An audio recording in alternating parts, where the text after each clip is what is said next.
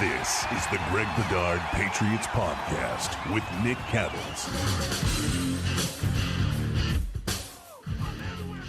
The big boy dropping a big-time story at Boston Sports Journal. We'll get to all of the information that Greg has about this coaching staff, Mike Vrabel, Josh McDaniels' working relationship. But first, let me tell you, this episode is brought to you by PrizePicks, largest daily fantasy sports platform in North America. Download the PrizePicks app today. Use code CLNS and get $50 instantly when you play 5.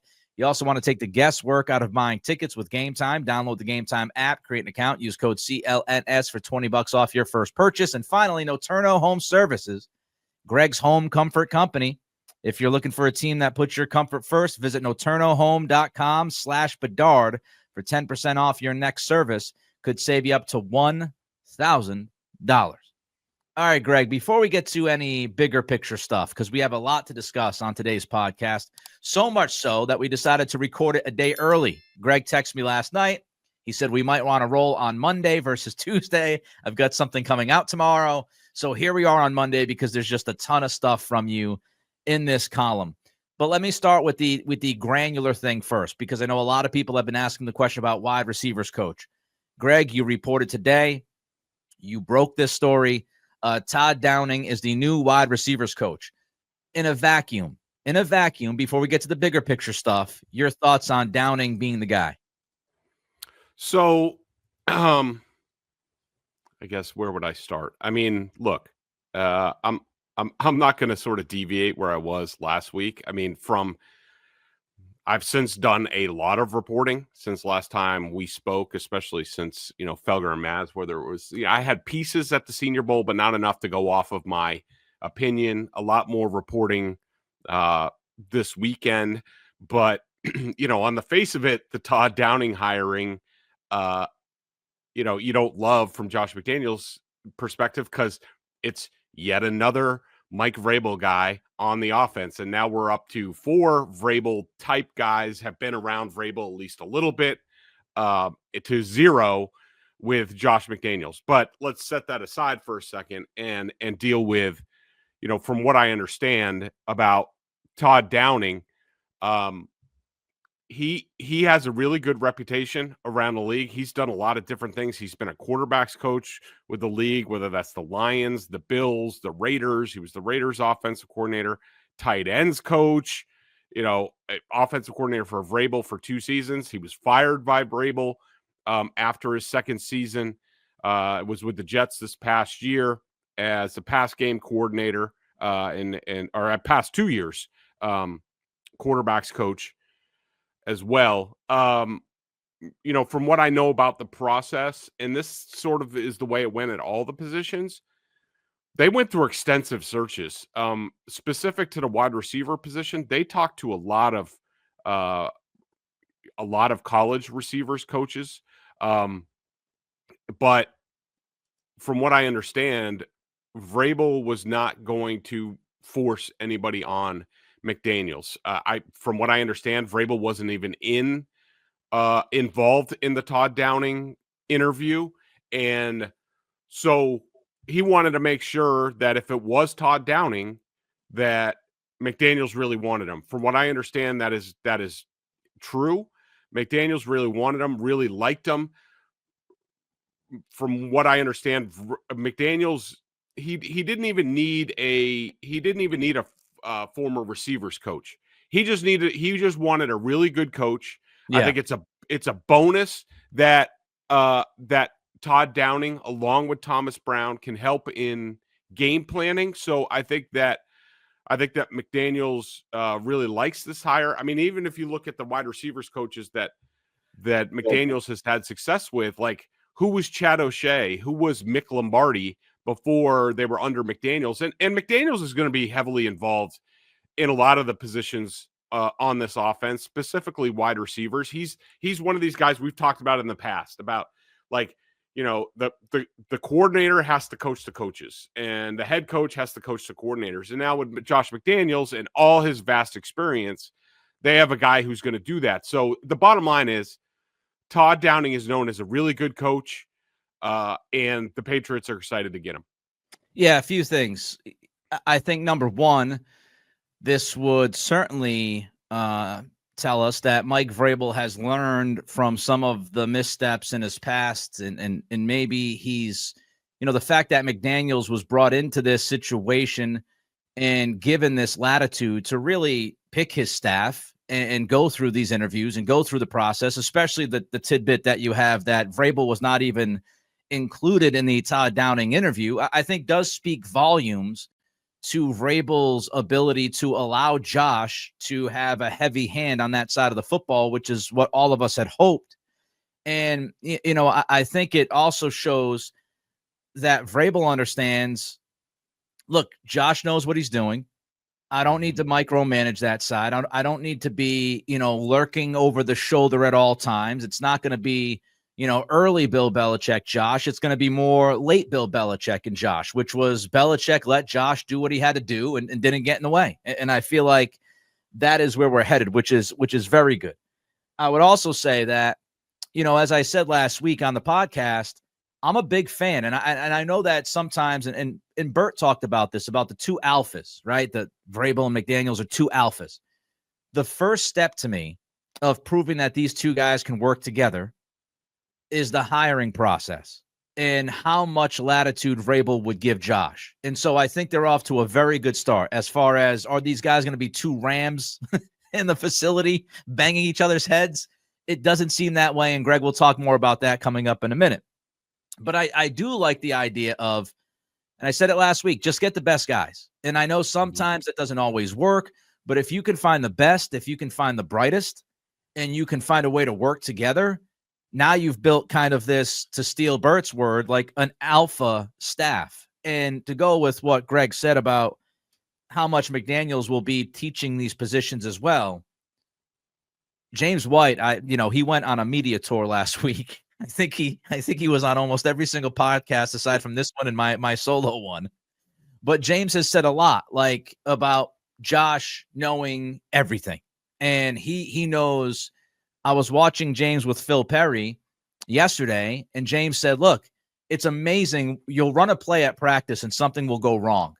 And Josh immediately will know what went wrong. And it doesn't matter if it's the offensive line, the running backs, the receivers, the tight ends, the quarterback.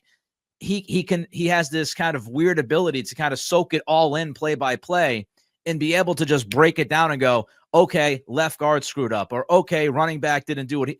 And so, yeah, Josh knows a lot about offense. And you bring Todd Downing in, he can work with Downing on some of the intricacies as far as wide receivers coach in that vacuum. Let me ask you this.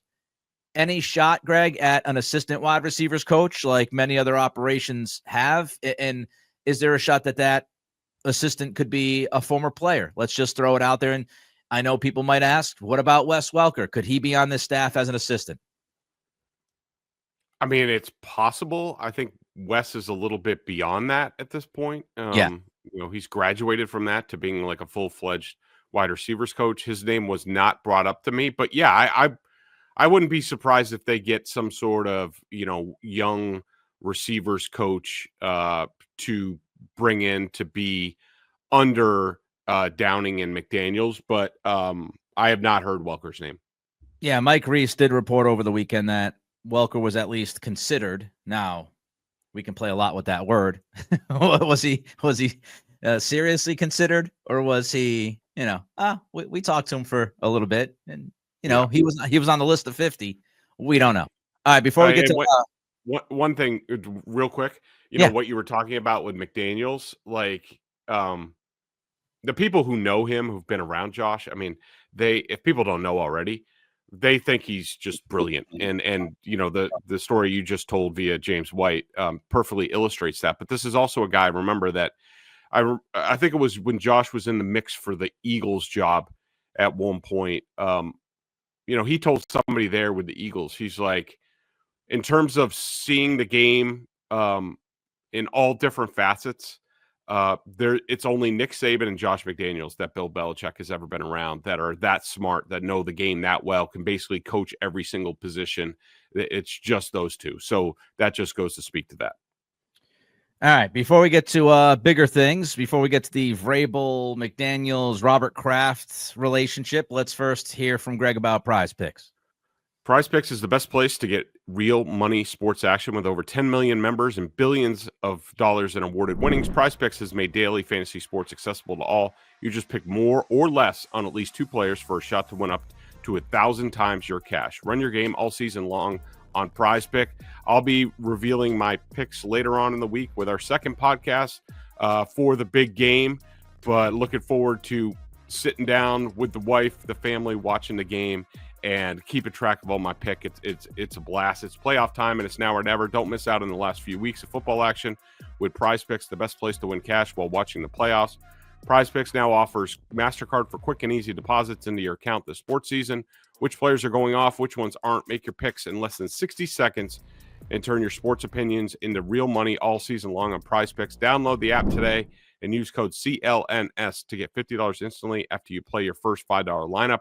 Again, that's code CLNS to get $50 instantly after you play your first $5 lineup.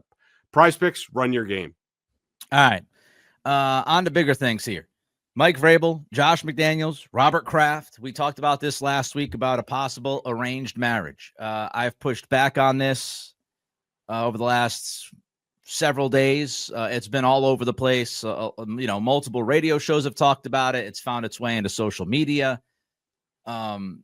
I have not once thought that this was some kind of arranged marriage, and I described why I thought that, and last week on our podcast as to what my thought process was. But since we did the last pod, Greg, as you said, you've talked to a lot of people, you've done a lot of reporting. What have you learned as far as Vrabel hiring McDaniels and whether or not ownership was involved?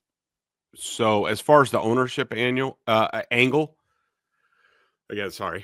far as the ownership angle, that was uniformly shot down to me. And not one of my conversations was the name Kraft, owners, anything brought up to me. Now, we all know the Krafts think a lot of Josh.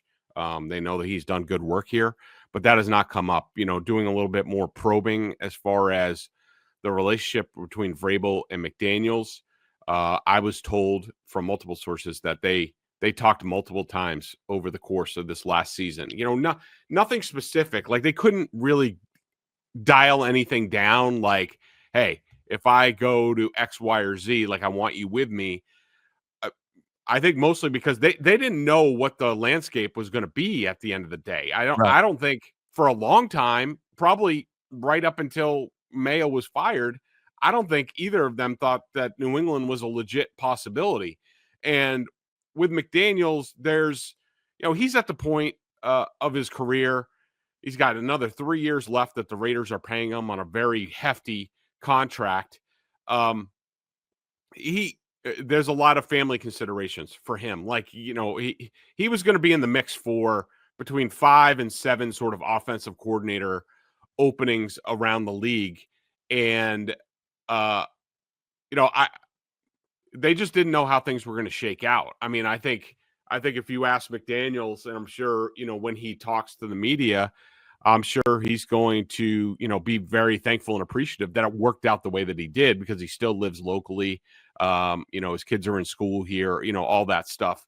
But Vrabel, as far as, there's also been a lot of talk about, like, if Vrabel went to Chicago, would McDaniels have been his offensive coordinator? From what I understand, the answer is yes. I think Arthur Smith was number 1 on Mike's list, but that wasn't really reality. He's under contract with the Steelers. Unless things went really south for Arthur with the Steelers, he was going to be there. There was no way for Vrabel to get him. The Tommy Rees name did not really come up. I mean, I think Vrabel thinks a lot of him, would have loved to have had him, possibly as like a QB's coach, but I think McDaniels has always sort of been the guy for Vrabel, from what I understand from talking to people. And I think the reasons for that was, I think Vrabel, given the year off and having time to go over things and how things went in Tennessee, I think he was pretty scarred by, what happened to him with the offensive coordinator position, whether it was Matt LaFleur for a year, Arthur Smith for 2, then, they both get head coaching jobs. Then it's Todd Downing for 2 years. That didn't work out. Tim Kelly is promoted. That doesn't work out. They all get fired in Tennessee. Like, I think Mike given the year off and contemplating things, I think he made it much more of a priority about stability and that somebody was going to be there multiple years. And I think we all can see that that's probably the case with Josh McDaniels. But also the QB development has been huge, about Josh's history, his unquestioned resume. Like, all of it just came together to the point where I think it was obvious to Vrabel that if he was going to get another opportunity, that a guy like Josh McDaniels, I don't know if it would have been Josh at the end of the day. I do think he was very high in his list, but having a guy like Josh McDaniels on that side of the ball was very, very appealing to Mike Vrabel. I'm not always right, but this one aged like fine wine. I would say so myself. I just looked at it, and I never believed that Robert Kraft would sit down in front of Mike Vrabel and say, Mike, you're hiring Josh McDaniels. I never thought that would ever be uttered by Robert Kraft. Robert has not meddled a ton, right? And I think people look back at the Bill O'Brien-Belichick thing. I think that was such a ridiculous situation with Matt Patricia and Joe Judge that Kraft stepped in and said, what the hell are we doing? We've got to get somebody in here that actually has run an offense before. I thought that was extenuating circumstances. I think the Tom Brady, Garoppolo stuff, extenuating circumstances. You're talking about the greatest quarterback of all time. And Robert Kraft will pick his spots when he feels like it's absolutely necessary to step in and say, nope, we got to go a different direction, or we have to choose between this and this. Okay. He has never been a Jerry Jones. He has never been any of these other guys like Tepper in Carolina's first few years, who's just constantly in the weeds, constantly wanting to get involved. People will always look at Jonathan. I don't know how many times we'll hear from people who have reported this stuff and they've been right before. I can look at Burt Breer, who in mid-December, again, I pointed out last podcast, said that McDaniels was right there as far as guys that Vrabel would bring with him to Chicago to run that offense. He said that in the middle of December, well before Mayo was gone. And Bird has also said, like, we have no information that Jonathan Kraft is constantly meddling. That has been put out there. It is a narrative that has zero base to it. It's an opinion. It's an opinion. And so as our guy Felge would say, your guy Felge would say, fact, not opinion. That is opinion, not a fact. And so I'm not surprised by this. Mike Vrabel had all the leverage in the world. He walked into that room as the belle of the ball. And if he didn't get things his way, he could have said easily to Kraft, I'm going to Chicago, or I'm going here, or I'm going there. Because as we heard, that was reported out. Teams circled back with Mike until this became officially official in New England. And they were still interested in Mike Vrabel. If it wasn't Ben Johnson, it was Mike Vrabel at the top of the list. So I just, with all of that leverage, I just don't think Vrabel, Greg, you met Vrabel at the Senior Bowl week practices. Like, there's nothing about Mike Vrabel that would tell you that he would acquiesce and be like, okay, I'm going to let you guys tell me who should run one half, the offensive side of the football. Vrabel's not that. And it also doesn't make a whole lot of sense in terms of, well, let's just say like the Krafts, pressed a little bit further down on McDaniels and Vrabel was like, okay. But it doesn't make sense from the point, like, all right, say he just did it for a year to see how it works. Like, you're going to change up again on Drake May. Like, that just doesn't make any sense, whatsoever. But, what's interesting about, the staffing around him. And look, I will say this, all the people that I talked to for the story, they're all very positive about how the staffing is gone, and everything. And all right, hold on. I don't want you to get into the bigger staff. Can we hold on to that for a minute? Yeah. Because before we get to that, I wanted to actually get to what you wrote about McDaniels, since we're talking about, him getting the job and Vrabel landed on him. I thought you had a lot of good information, Greg. You and I have kind of hypothesized, and we've talked about what would this offense look like and how much of the West Coast stuff would Josh try to meld with his, older system and how these new coaches going to help that all. I just kind of want to highlight that part of it before we get to the bigger picture of the offensive staff. What are you hearing about McDaniels, the scheme, and a possible evolution of that scheme? So it's definitely going to be the Josh McDaniels system. It's going to be his terminology. It's going to be all that. What you'll hear talking to people who know Josh, who have been in contact with him during his sort of year off, is they basically say, like, I don't think you can comprehend the amount of work that Josh has put in this past year. I mean, he's been a bunch of places, including the Chiefs. He spent time with the Chiefs. He spent a lot of time in college football. I think he spent time with the Rams, the Browns, I would imagine. I'm sure it's going to come out at some point, all the various places he's been and all the people he's talked to. But everybody's like, you wait till you see it. Like, there's going to be a lot of, the bare bones of it. And normally the way Josh operates is, they start very basic and then they start moving. But one person was basically like over the moon about, like, wait to have your doors blown off about what you're going to see from McDaniels in terms of, and here's a quote from one person. People don't understand how much work Josh did last season, all the places he went, how much he studied. He's tinkered with mobile quarterbacks, space, movement plays, motions, and all kinds of shit. Add in the new viewpoints on the staff, guys like, Thomas Brown, Todd Downing, Tony Dews.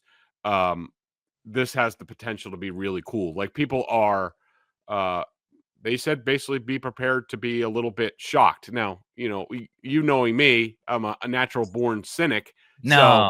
So I'm not going to go over the top about it quite yet until I see it.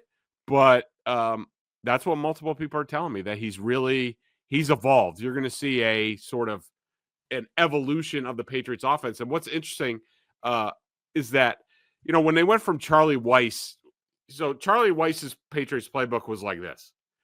By the time McDaniels was done with it in the first iteration, it was like this. And, right, Josh, so just for the people that are listening and can't see Greg's fingers, his index and his thumb were separated by about a half an inch with Charlie Weiss's playbook.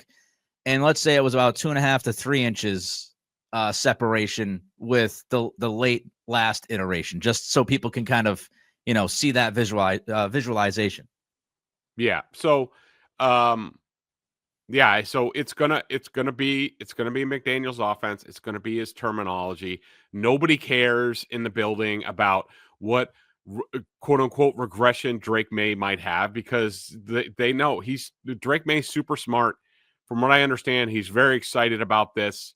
He and McDaniels have already talked multiple times. Due to league rules, they cannot talk about football. I can tell you the staff has been in the building a crap ton, because all these guys, most of them, if they have families, like, their families aren't moving until, like, the school year's over. They're not going to pull their kids out right now. So They're all staying in a hotel. That means they have nothing to do. So they're in there morning to night, like, just doing crap and getting everybody up to speed. And so there's a lot of excitement about what's going on. And I do think multiple people told me, like, they think Josh has been really energized by the time off. And also the new people that are around him. We'll get to those new people. And Josh lost a good amount of LBs. The video I saw on YouTube from the Patriots. So looks like he's kind of, as you said, all refreshed physically, mentally, and ready to go.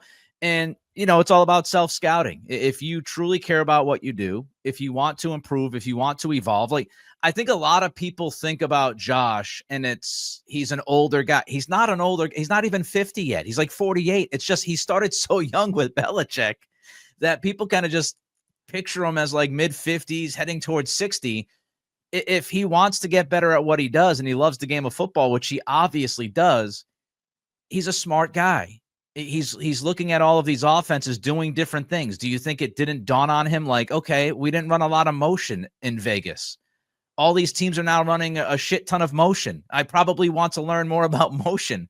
It's, if you're willing to self-scout, put the work in, and take it seriously, which Josh does, it doesn't surprise me that he took the year off from football to go around and learn from different coaches in different places to try to say, okay, how can I improve and what can I add to this offense? All right, before we get to the makeup of the staff, Greg, tell the fine people about Gametime. You got to be at a sporting event to really appreciate it. I love watching sports on TV too.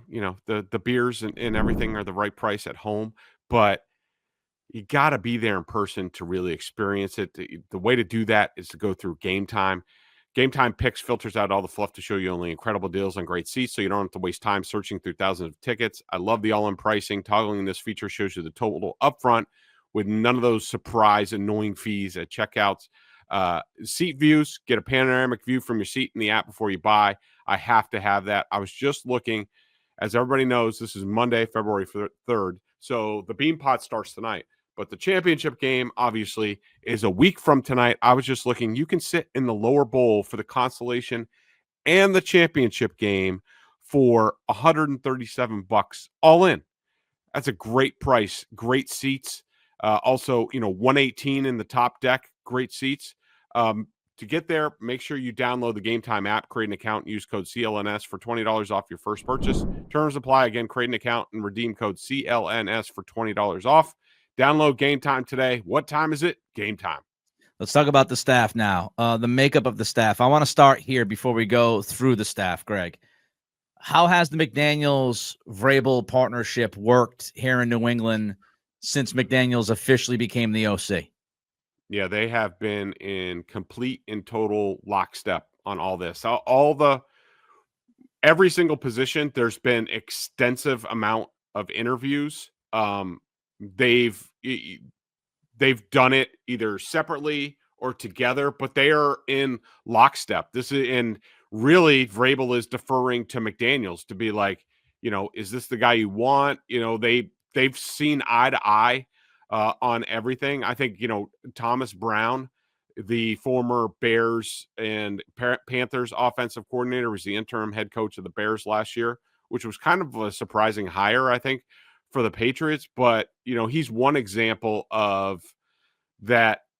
From what I understand, the Patriots were blown away by him during the interview process. And they were just like, I don't know where this guy is, how he fits in, but we need him because he's that good. He's that smart. He could definitely help with game planning and things like that. So from what I understand, this is from multiple people, league sources, team sources. This has absolutely been a joint venture by Vrabel and McDaniels, and absolutely everybody has said Vrabel's not hiring anybody on the staff that Josh is not comfortable with. And it was surprising for me to hear, but everybody is extremely positive about the staff they've ended up with. I mean, Doug Marrone is a guy who, maybe you can question a little bit, but Doug Marrone is a guy who, he's got a ton of experience. He's been in multiple systems. That's appealing. And so that's what they really wanted. They really wanted really, really good coaches at the end of the day. And they're beyond excited about these guys. I mean, even a guy like Ashton Grant, he sort of falls in precisely, and he might be the best of the bunch. Josh in his history has always sort of, because he runs that room and he's coaching the quarterback, right? But he's always had a guy there. He's always wanted an apprentice type of guy, whether that's Bo Hardegree, Jerry Shaplinsky, guys like that who are super smart, work really hard, can keep up, and really just soak everything up to, gain experience and do more and more as the years go on. And Ashton Grant, they might have gotten the best of the bunch that Josh has ever had. So they're super excited about where they've come out on the staff. Here's what Greg wrote to fill out the staff. Vrabel McDaniels worked in lockstep, as he just mentioned, on interviews. Some of the positions involved extensive searches, multiple interviews.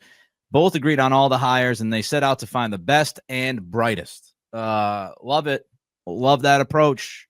Don't know if it's all going to work out, if everybody's going to be a unbelievable success here. But again, I just I love the philosophy.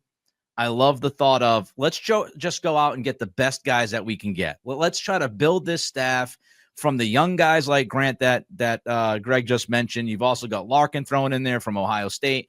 And then let's bring in some other guys. And as I mentioned, Thomas Brown, I said this last week on the podcast. I don't think it's crazy to believe that, McDaniels, who is friendly with McVay, got some good information on Brown, as well as apparently, according to Greg, Brown killing the interview process.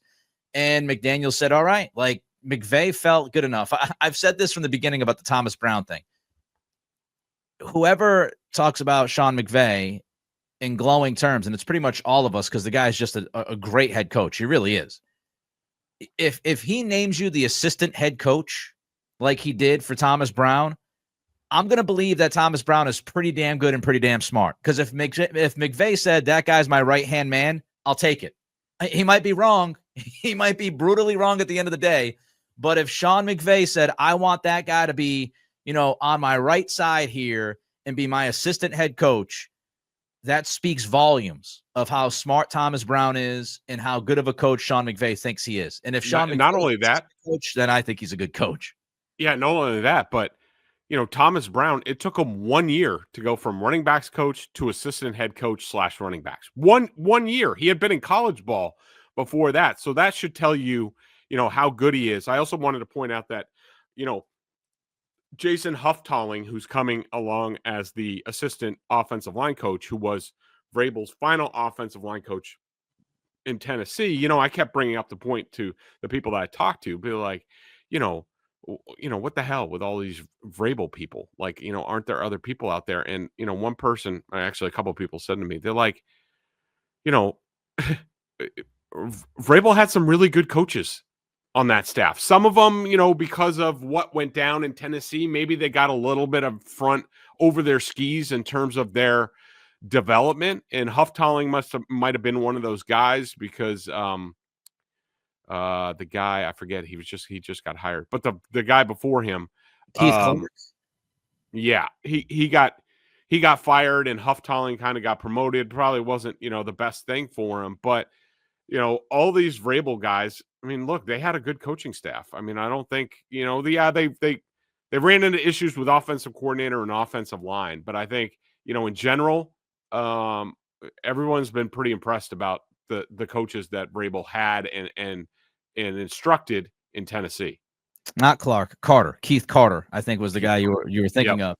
And I would also point out, again, this is not to excuse everything, but let's be honest, that offensive line, they lost their two best offensive linemen. So, Ben Jones, who is like beloved by Vrabel and respected as one of the smartest players he's ever coached, he was done because of injury. Mike told him that, it's time to hang him up.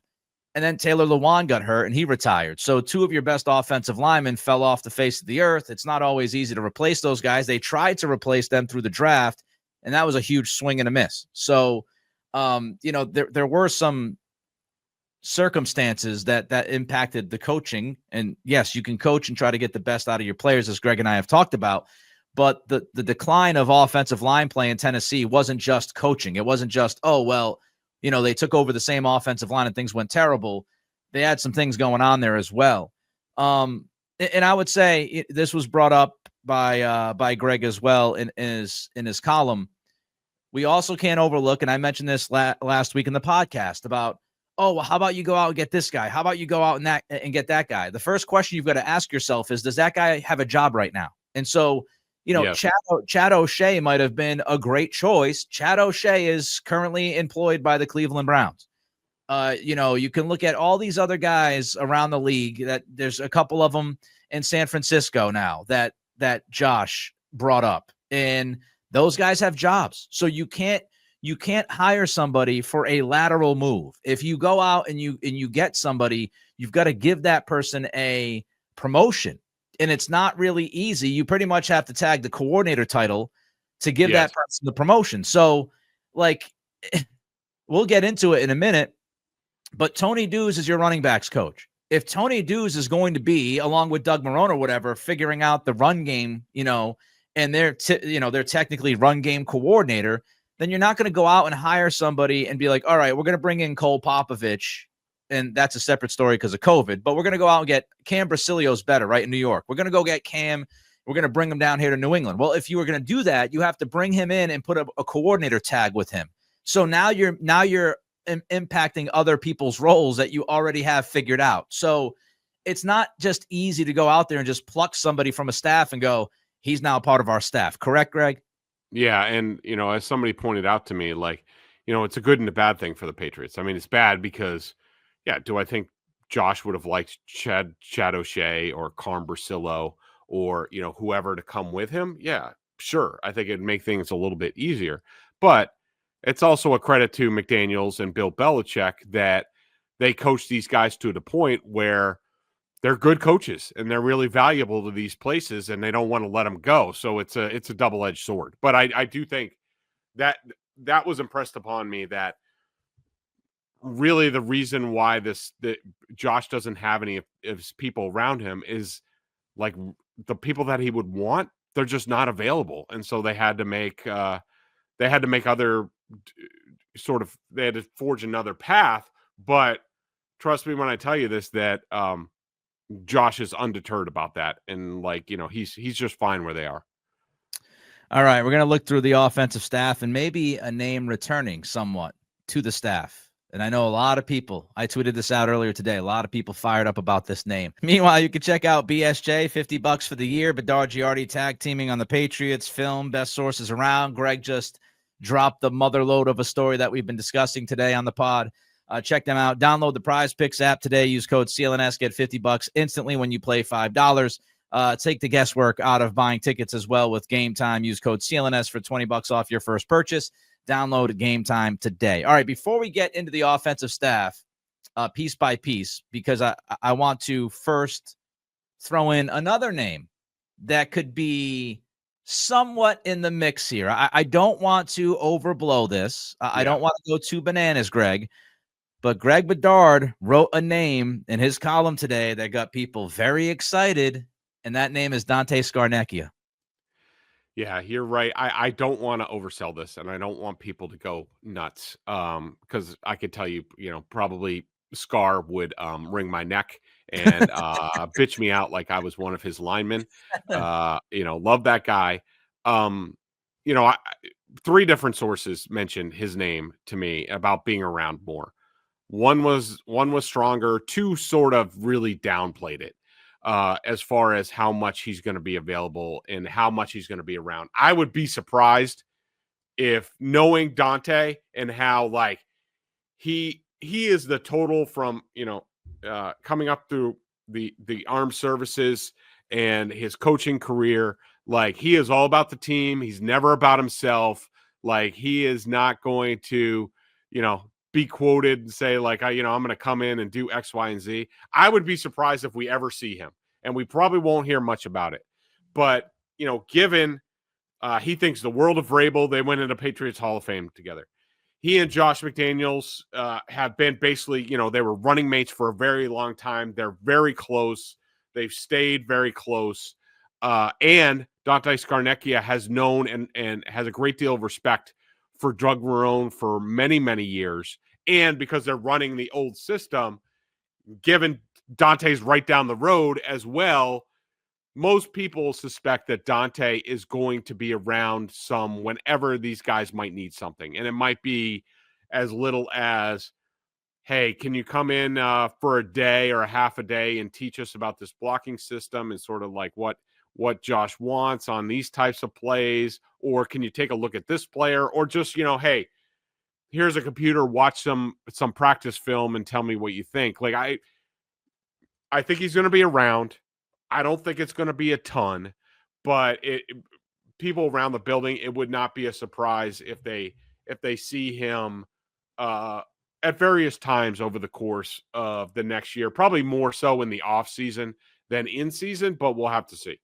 Hey, man, some scar better than no scar for me. So anytime you can have somebody come in like Scarnecchia to help the program every once in a while, if it's, hotetailing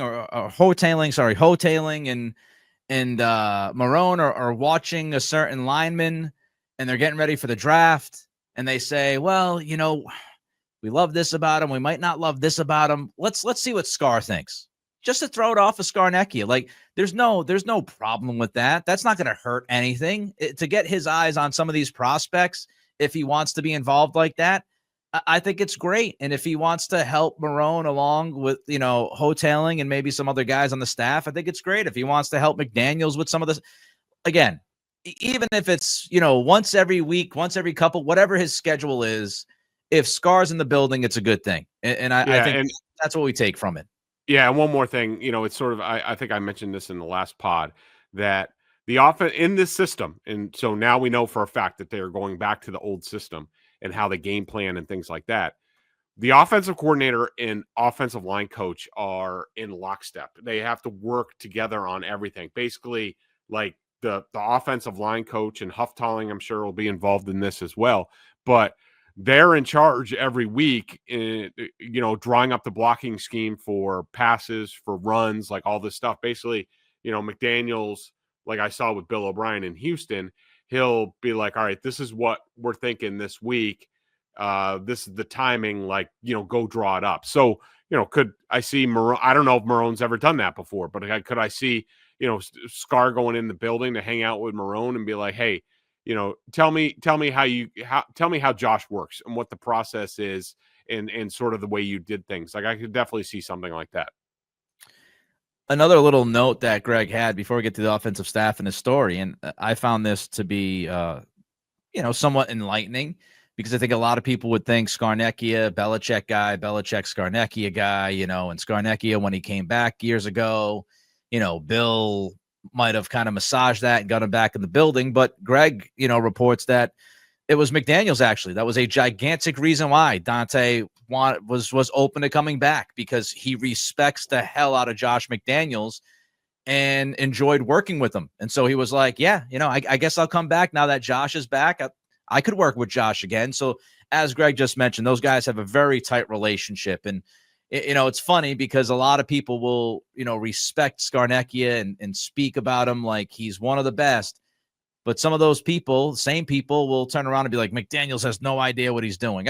If Scarnecchia respects Josh that much, that he came back because Josh was back, I think that should tell you about how smart Josh McDaniels is when it comes to football and when it comes to game planning, because Scar's been around for a very long time and he has seen some of the best. And so, again, you're talking about guys like Belichick and Scarnecchia and Vrabel and Sean McVay, very smart football people, younger, older, in the middle, all generations. And those four guys think highly of Josh McDaniels. So I think that's why, people should feel pretty good about him being your offensive coordinator. All right, let's look at the offensive staff under McDaniels. So QB's coach, Ashton Grant. Greg, you can say as much as you want about each guy.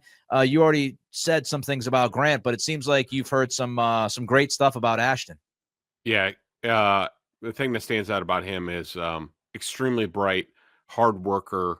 I think he has the chance to be one of the best quarterback coaches that has ever served under Josh McDaniels, and they're really excited. I will say, I know people make the connection to Vrabel was in Cleveland, and he knows Ashton Grant. I don't think they came across each other much in Cleveland last year. So, this was definitely a case where McDaniels had his pick on who he wanted as quarterbacks coach, and Ashton Grant, was very impressive.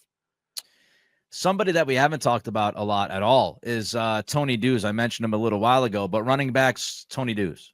Running backs, coach, Tony Dews. Yeah, somebody in the building told me that already Tony, and I had heard a lot about him and a lot of good things before this whole process, but he reminds people in the building of a young Ivan Fears already. And I think the world of Ivan Fears. I think he should have a red jacket in the Patriots Hall of Fame. He's another guy he's been around.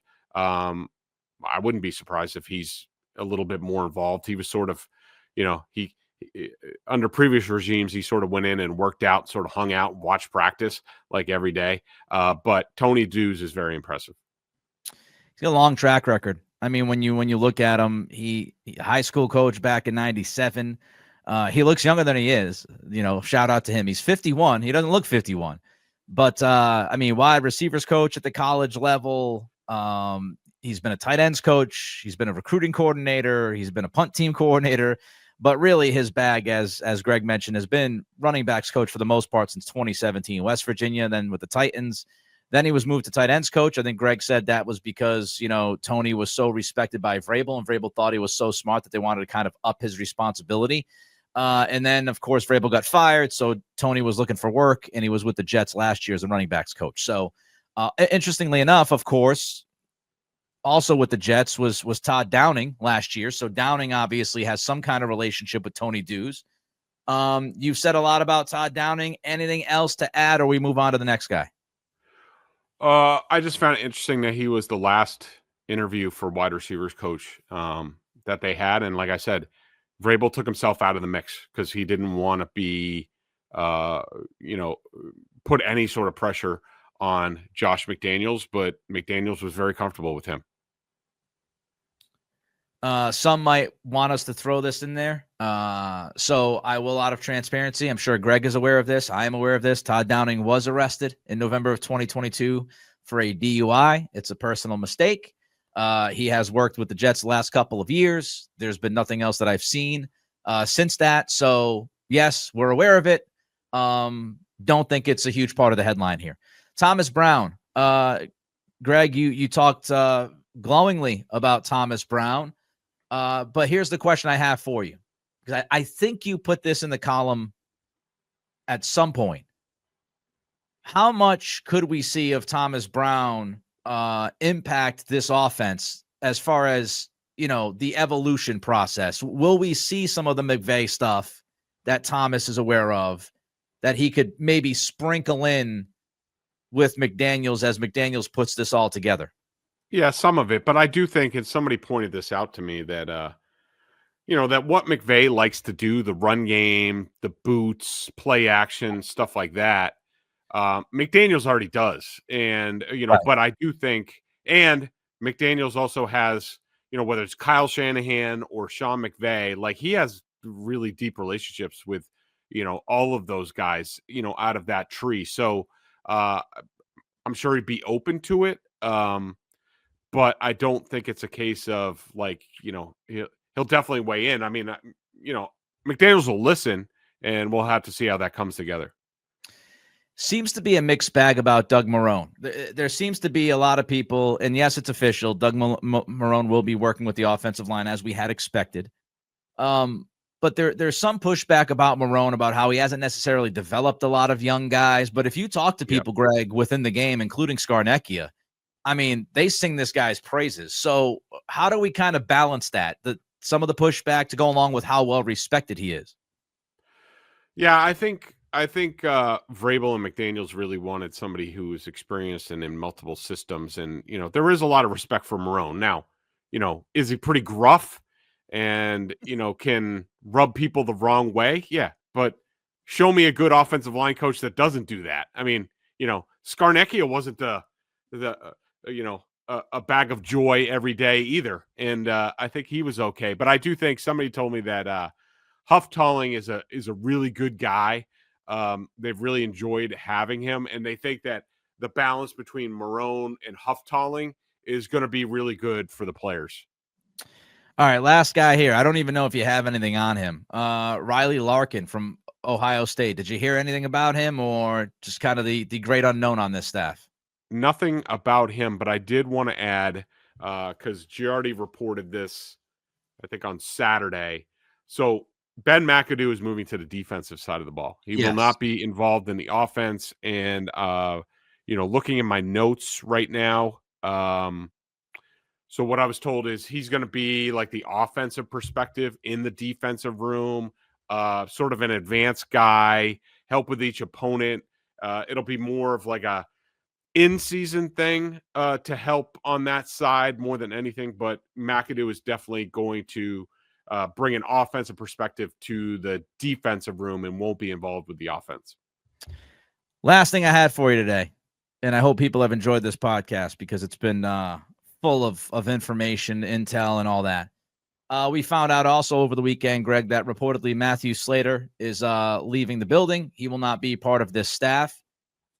Any thoughts on Slater leaving? I believe it was Mike Reese that wrote yesterday that Slater actually played a pretty, I don't want to say a big role, but played a role in Drake May's rookie season.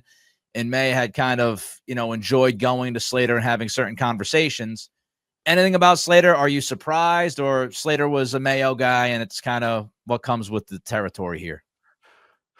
Yeah, I don't know. And there's also rumors that Troy Brown's out as well. We'll have to see if that comes to fruition. I mean, I always thought that Matthew Slater, even as and we'll see, because I think one of the areas where the Patriots are eventually going to have to build out their infrastructure is I forget what the term is, but basically like player development. And I thought Matthew Slater could be a great guy at that, character coach, chaplain, whatever you want to call it. Right. I always thought he'd be the ideal guy after, Jack Easterby to fill that role. And I remember talking to him that he was definitely interested in that type of role. I don't know what the deal is. I'll be interested in finding out, why he's not a part of things. Cause I just think he represents everything you want in a Patriot and a football player. He's Greg. I'm Nick. That'll do it for our early in the week podcast. We'll be back in a few days. Obviously, a lot is happening. I'm sure we'll have more information, more intel, more to talk about. But until then, thanks for joining us, and be well.